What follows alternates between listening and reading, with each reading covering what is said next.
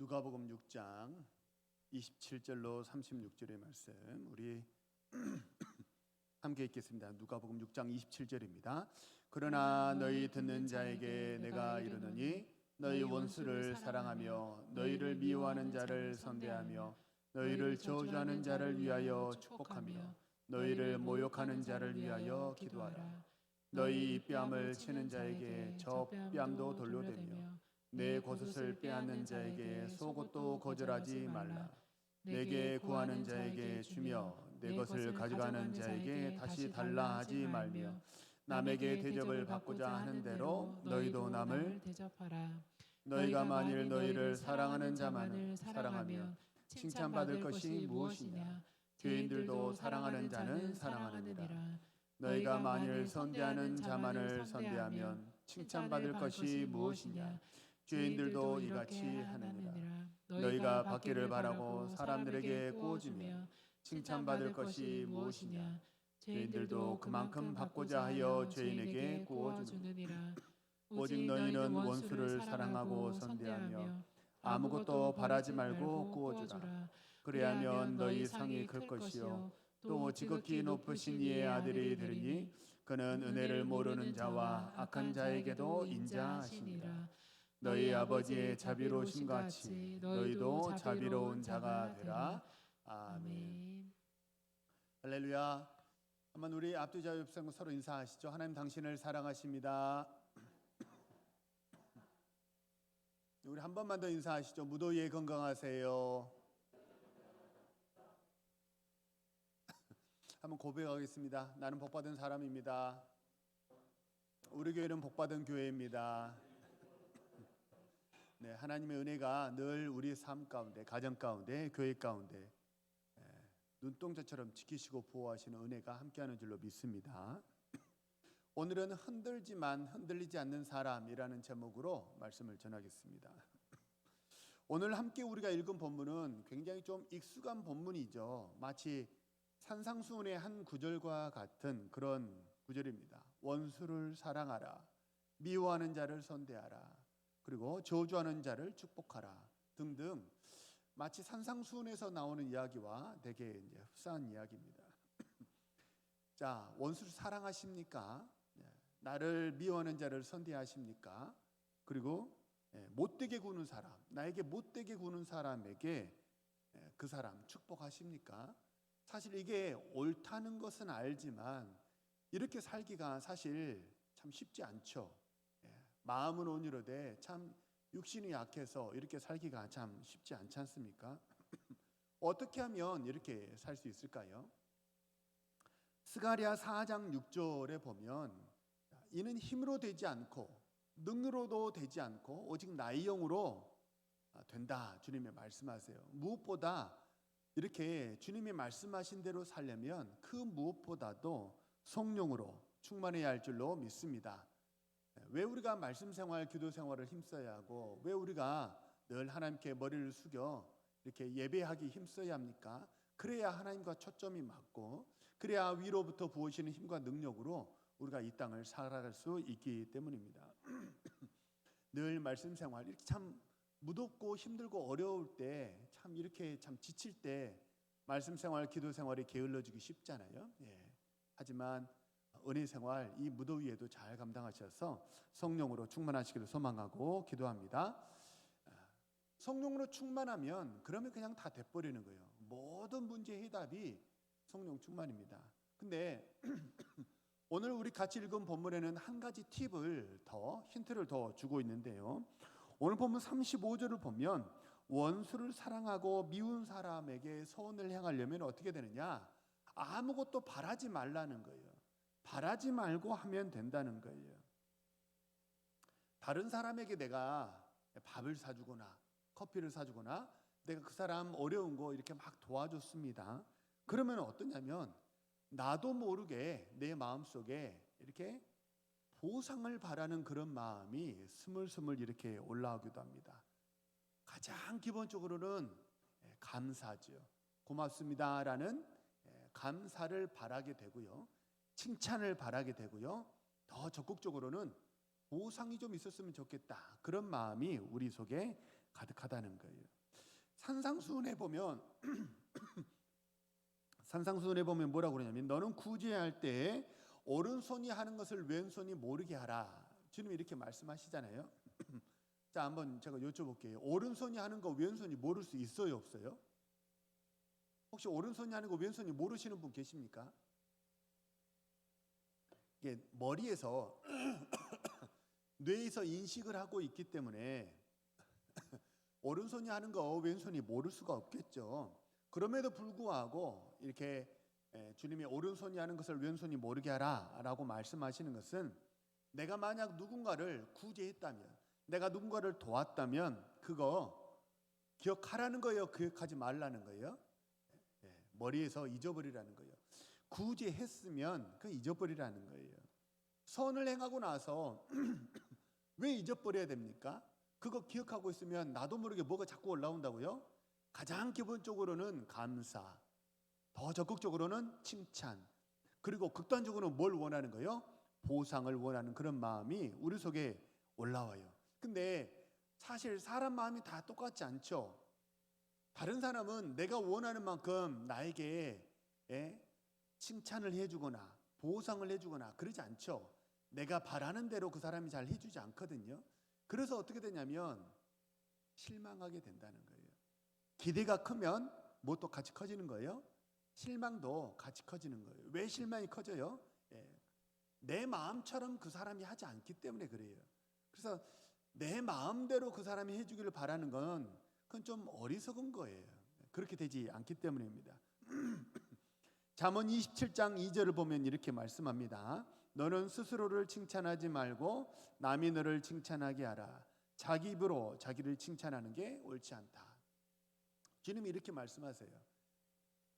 그러니까 사실 내가 선을 행하고 내가 스스로 자화자찬하는 게 성경적이지 않아요.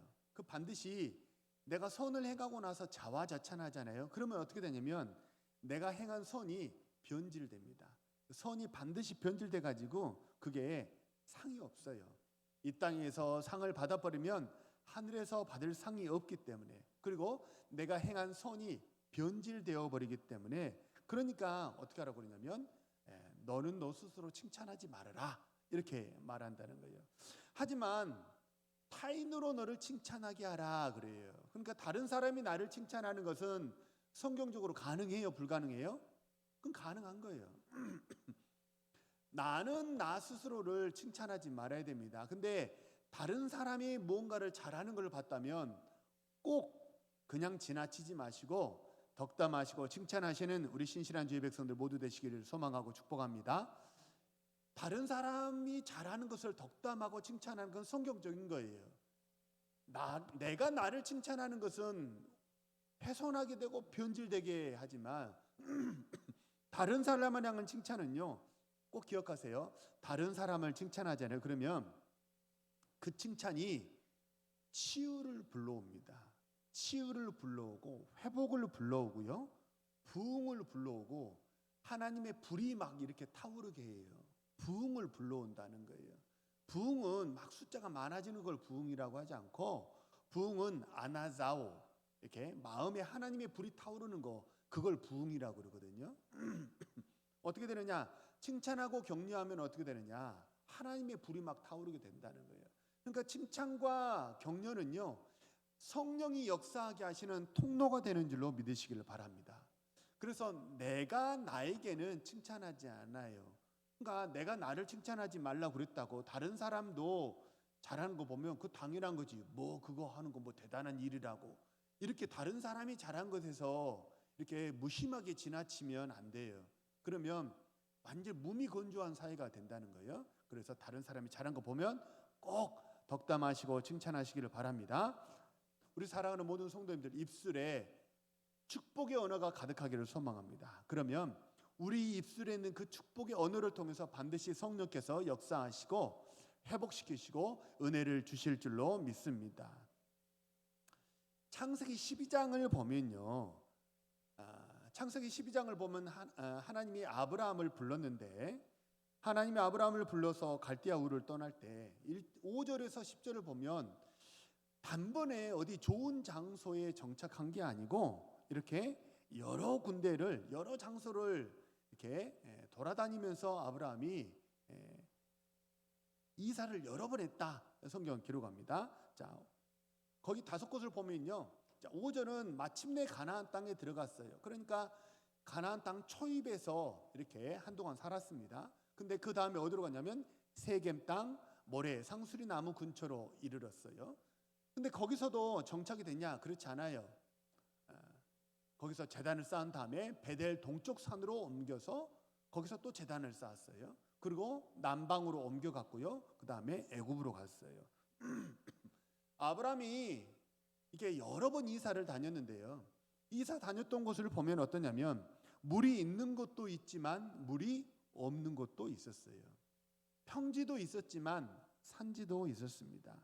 아브라함은 여러 지역을 이렇게 돌아다니면서 이렇게 이사를 여러 번 하면서 살았거든요. 그러니까 사실 어떠냐면 창세기 12장은 하나님이 아브라함을 부르시는 그런 장면이잖아요. 하나님이 아브라함을 불렀으면 그래서 본토 친척 아비집에 그 삶의 터전을 다 버려두고 이렇게 하나님 말씀에 순종해서 큰 결단을 한 거예요. 사실 우리나라 사람이 미국으로 그냥 아무런 정보도 없이 이민을 갔다. 그런 것과 하등에 다를 바가 없는 그런 선택을 아브라함이 한 거예요. 하나님이 가라 하셔서 간 거죠. 근데 하나님의 말씀에 순종해서 그렇게 큰 믿음의 결단을 했다면 그러면 아브라함이 뭘 기대할 수 있냐면 적어도 내가 이렇게 하나님 말씀에 순종했다면 그러면 적어도 좋은 아파트 정도는 나에게 분양해 주셔가지고 그렇게 좀 이렇게 먹고 살게는 해 주셔야 되는 거 아닌가? 이제 그런 생각이 아브라함 마음속에 들 수 있다는 거예요. 아, 이거 뭐지? 근데 하나님의 말씀대로 순종해서 가나안 땅으로 갔고 순종해서 큰 결단을 내렸음에도 불구하고 아브라함이 처음부터 이렇게 마트도 가까이 있고 병원도 가까이 있고 그리고 지하철역도 가까이 있고 그렇게 좋은 아파트 하나님이 분양해 주셔가지고 거기서 이렇게 살기 좋게 편안하게 살게 됐다. 그런 일이 일어나지 않았다는 거예요. 아브라함은 여러 지역을 돌아다니면서 이사하면서 살았습니다. 근데 아브라함이 살았던 지역은 여러 지역이지만 근데 공통점이 있어요. 아브라함이 어디를 갔든지 뭐 했어요? 아브라함이 제단을 쌓았다는 거예요. 아브라함은 산지에 있을 때도 평지에 있을 때도 험한 곳에 살 때도 그리고 살기 좋은 곳에서 살 때도 아브라함은 어땠냐면 제단을 쌓았다는 거예요. 우리 7절 8절만 우리 같이 한번 읽어볼까요? 시작. 자기에게 나타나신 여호와께 그가 그곳에 제단을 쌓고 거기서 베델 동쪽 산으로 옮겨 장막을 치니 그곳에서 여호와께 제단을 쌓고 여호와의 이름을 부르더니. 우리도 마찬가지입니다. 이렇게 믿음으로 선을 행했어요. 오늘 우리가 같이 읽은 본문은 참 원수 같은 사람에게도 선을 행하는 거잖아요. 믿음으로 하나님의 길을 택하고 내가 참 나에게 모질게 하는 사람에게 되게 큰 맘 먹고 잘해줬습니다. 덕담도 하고 칭찬도 하고 잘해줬어요. 그렇게 하나님의 길을 선택했다 손 치더라도 아브라함의 경우를 보면 처음부터 그러면 일이 잘 되고 그 사람이 내 마음을 알아주느냐 좋은 반응이 있느냐 그렇지 않을 수도 있다는 것입니다. 좋은 반응이 있는 사람이 있는가 하면 그렇지 않은 사람도 있다는 거예요. 근데 신앙인의 모습이 뭐냐? 이 상황 가운데 하나님이 우리에게 바라시는 게 뭐냐? 신앙은 항상 좋은 선물을 받고 기대하는 게 신앙이 아니고 신앙은 하나님께 머리를 숙여 경배하는 것이 신앙인 줄로 믿으시기를 바랍니다. 좋은 때나 굳은 때나 그 사람이 나에게 좋은 반응을 보이든지 그렇지 않든지 그 상관없다는 거예요. 신앙은 뭐냐? 항상 머리 숙여 하나님께 경배하는 것. 어떤 상황에서라도 하나님께 머리 숙여 경배하는 것. 그것이 하나님이 우리에게 바라시는 신앙인의 모습이라는 것입니다. 예전에 보면 지금은 워낙 발전이 돼가지고 문학적인 글들이 많이 있던데 예전에는 고속도로 휴게소 가면 고속도로 휴게소에 꼭 이렇게 적혀 있는 글귀가 하나 있었어요. 기억나세요? 아름다운 사람은 그가 머문 곳도 어때요? 아름답다. 그런 말이 기록되어 있잖아요. 아름다운 사람은 머문 자리도 아름답습니다. 옛날에는 그 글귀가 항상 고속도로 휴게소 화장실에 막 있었던 것 같아요. 이 말이 사실 별말 아닌 것 같지만 참 의미가 있는 말입니다. 믿음의 사람은 어떤 사람이냐? 그가 머문 자리를 아름답게 만드는 사람이 믿음의 사람인 줄로 믿으시기를 바랍니다. 믿음의 사람은 그가 머문 자리를 어떻게 해서 아름답게 만드느냐? 예배의 흔적이 있어야 돼요. 믿음의 사람은 그가 머물렀던 곳에 예배의 흔적이 있어야 돼요. 순종의 흔적이 있어야 돼요. 그리고 감사의 흔적이 있어야 돼요. 그가 있으면 감사의 흔적이 그 자리에 남아야 된다는 거예요. 그가 있으면 하나님께 머리 숙여서 순종하는 흔적이 그 자리에 남아야 한다는 거예요. 그게 뭐예요? 그리스도인이 남길 수 있는 아름다운 흔적인 줄로 믿으시기를 바랍니다. 이전에는 분명 다툼의 자리였어요. 이전에는 분명 분열의 자리였어요. 이전에는 낙심했고 절망이 가득한 그런 공동체였어요. 근데 믿음의 사람이 그 자리에 머물기만 하면 어떤 일이 벌어지느냐? 믿음의 사람이 머물기만 하면 함께하는 사람이 하나님께 예배하는 사람으로 바뀌더라는 거예요. 예배라는 게 이렇게 모여서 예배하는 이것도 예배지만 뭣도 예배예요? 우리가 머리 숙여 하나님 말씀에 순종하는 것도 예배인 줄로 믿으시기 바랍니다. 이전에는 불순종하는 사람이었어요. 근데 믿음의 사람이 함께하면 어떤 사람이 된다는 거예요? 분명 그 사람이 자기 마음대로 사는 사람이었는데 근데 믿음의 사람을 만나고 나면 어떤 일이 벌어지냐? 예배하는 사람으로 바뀌더라는 거예요. 순종하는 사람으로 바뀌더라는 거예요. 분명히 이전에는 서로 지적질하고 찌르고 자르고 쪼개고 막 미워하고 다투고 분열하고 서로 냉소적으로 말 한마디 썩지 않고 눈길 한번 주지 않고 그런 관계였는데 믿음의 사람이 함께 들어가면 시은좌 우리 성막 강의할 때 배웠잖아요. 시은좌 속죄소 성막 위에 법궤 뚜껑에 천사가 이렇게 덮고 있다고 그랬잖아요. 그 법궤 뚜껑과 천사의 날개 아래 그 공간이 뭐냐면 시은좌예요. 속죄소예요. 분명 다투는 자리였어요. 분명 분열하고 미워하는 사람들이었는데 믿음의 사람이 들어가면 어떻게 돼요? 모든 미움과 허물들을 다 덮어버리고 감춰버리는 줄로 믿으시기를 바랍니다. 내가 들어가면 내가 믿음의 사람이라면 내가 가면 어떤 일이 벌어지느냐? 허물을 자꾸 덮어버려야 돼요. 허물을 둘치어가지고 저 사람이 저렇게 했다고 저 사람은 왜 이렇게 사냐고 지적질하고 미워하는 게 아니고 믿음의 사람이 가면 어떤 일이 벌어지냐? 허물을 덮어버려요. 사랑은 모든 허물을 덮는다고 그랬잖아요. 그 자리가 덮어주는 은혜의 자리, 보듬어주는 섬김의 자리, 그리고 더 나은 내일을 위해서 꿈을 꾸고 비전을 품는 그런 자리로 바뀌게 되는 줄로 믿으시길 바랍니다. 제가 축복하겠습니다. 아멘으로 받으세요. 우리 사랑하는 모든 동원의 성도님들 모두 믿음의 사람이 되셔서 우리가 모이는 곳에 이곳이 은혜가 있고 웃음이 있고 꿈과 비전이 가득한 그런 하나님의 동산이 되기를 간절히 소망하고 축복합니다.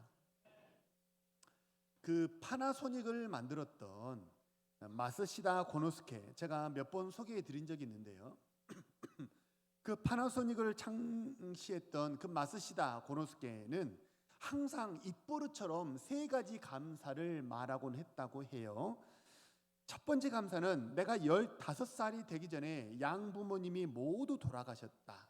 근데 양부모님이 모두 돌아가셨기 때문에 내가 그 일로 내가 독립심을 갖고 자립심을 키우게 되어서 너무 감사하다. 첫 번째 감사입니다.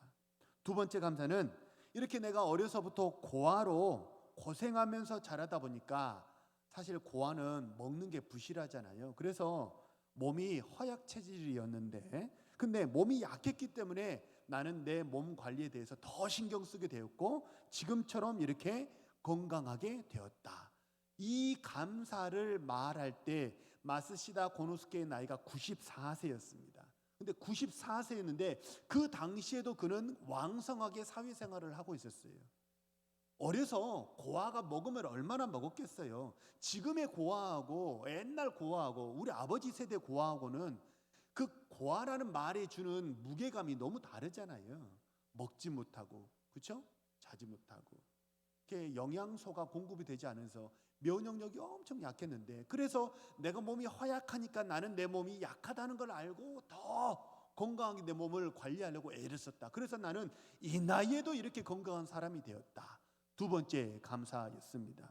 세 번째 감사는요, 다 연관이 되는데, 이렇게 고아로 자라다 보니까 돈이 없고 가난해서 국민학교밖에, 우리나라로 말하자면 국민학교밖에 나오지 못했다는 거예요. 난 그래서 국민학교밖에 나오지 못했고 나는 배우지 못한 사람이었다.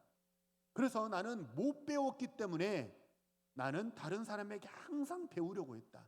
저 사람이 세 사람이 모이면 그 세 사람 중에 한 사람은 나의 스승이 거기 있다. 이게 마스시다 고노스케가 늘 머릿속에 기억하면서 생각했던 말이래요.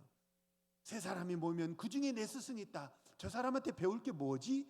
나는 배우지 못했기 때문에 항상 다른 사람에게 배우려고 노력했고, 그 배우려고 노력했기 때문에 우리 회사가 정체되지 않고 항상 새롭게 성장하고 이렇게 대기업이 될 수 있었다. 그의 세 가지 감사 제목입니다. 제가 한번 여쭤볼게요. 생각해 보세요.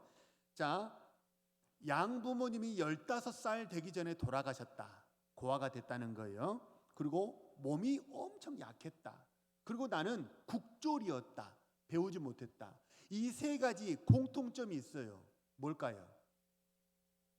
이 세 가지 공통점은요, 풍부했다는 게 아니에요.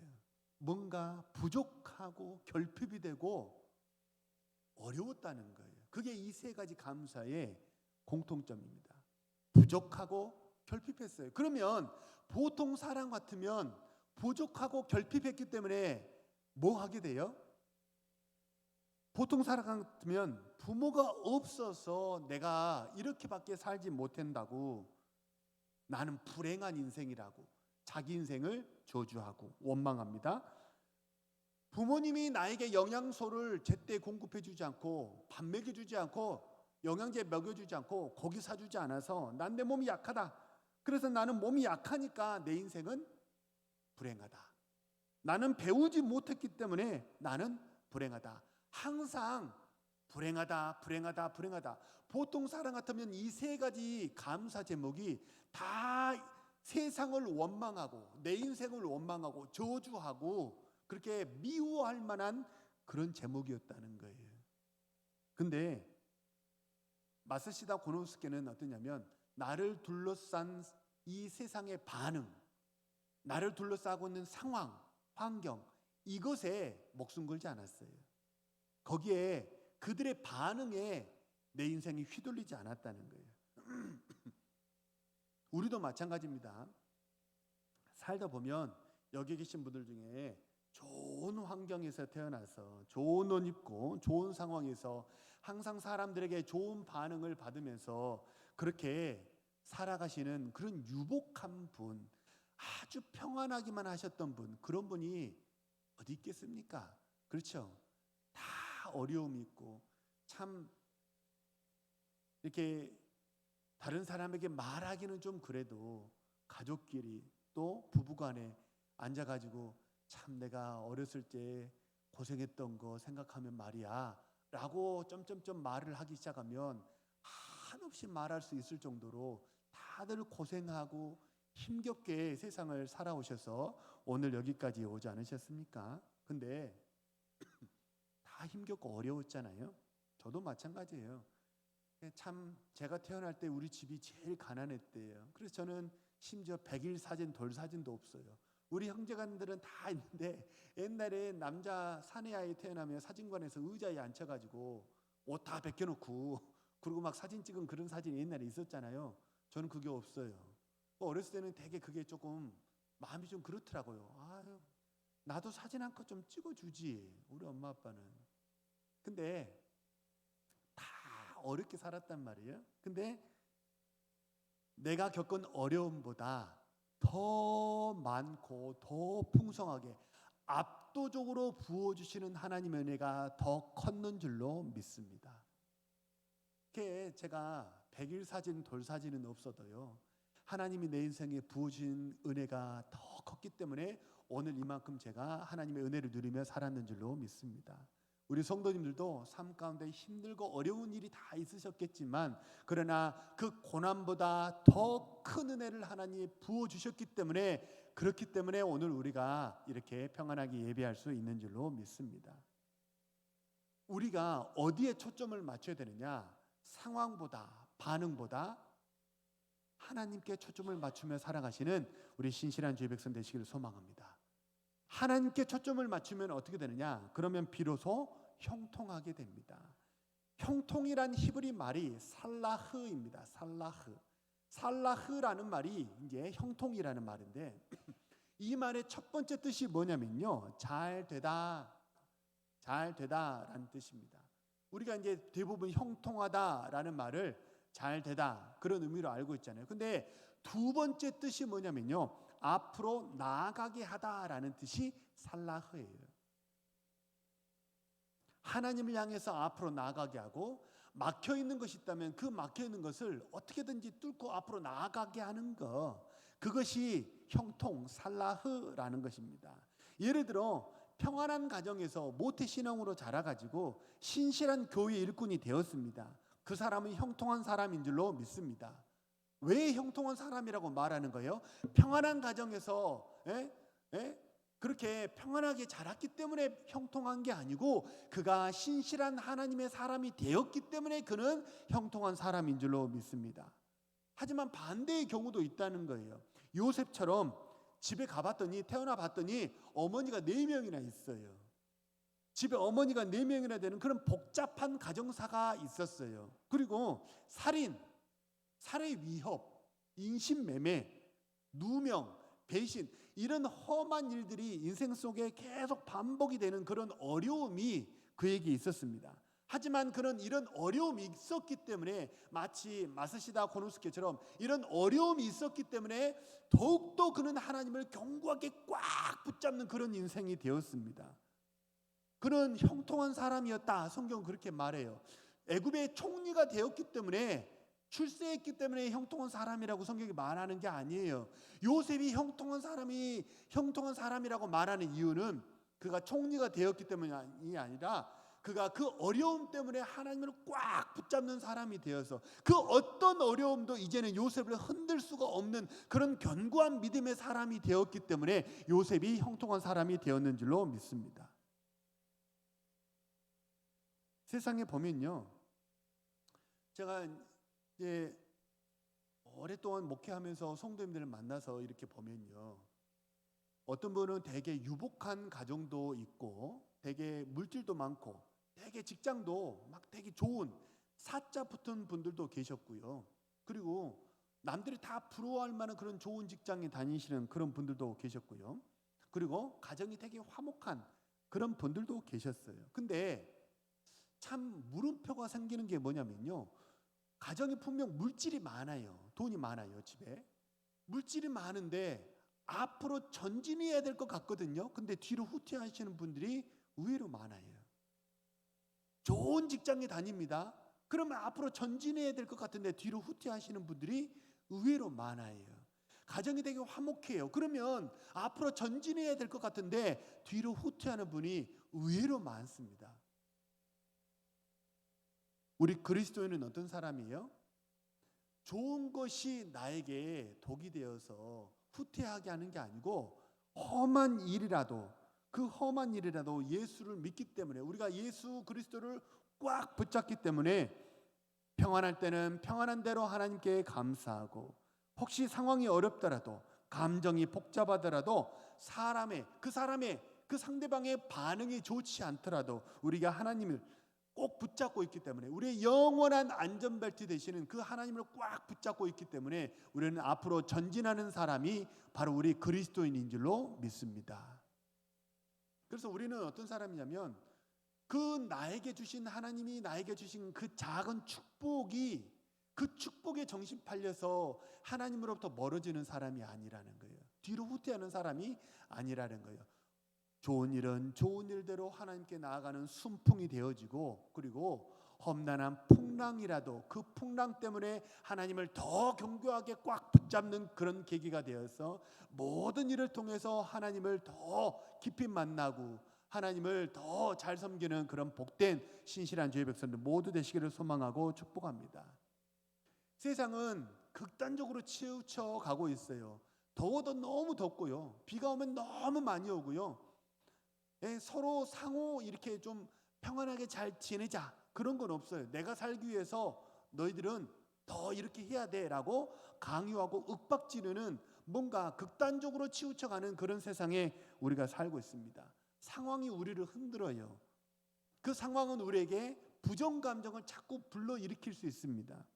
사탄이 아무리 우리를 흔들어요. 하지만 사탄이 우리를 흔드는 것은 태초로부터 아담과 하와 때부터 지금까지 변함없어요. 사탄이 우리라고 해서 더 흔들고 옛날이라고 해서 안 흔들고 그렇지 않아요. 그는 겁없이 누구도 흔들었어요. 예수 그리스도도 광야에서 3번 시험하면서 예수 그리스도조차 흔들었던 겁없는 녀석이에요. 우리에게는 오죽하겠습니까? 푸른 나무에조차 그렇게 했는데 우리에게는 오죽하겠습니까? 사탄이 우리를 계속해서 흔들더라도 바라고 소망합니다. 영원한 우리의 안전벨트 되시는 주님을 꽉 붙잡는 우리 신실한 주의 백성 되시기를 소망하고 축복합니다. 상황이 어떠하든 감정이 어떠하든 그 사람의 반응이 어떠하든 그 반응 때문에 내가 흔들리지 마시고 오직 하나님만 바라보심으로 하나님의 꿈이 나의 꿈이 되고 하나님의 비전이 나의 비전이 되어서 이 땅에 하나님의 나라를 이루어 가시고 아름다운 공동체를 이루어 가시고 성령의 열매를 맺으시는 우리 신실한 주의 백성들 모두 되시기를 소망하고 축복합니다.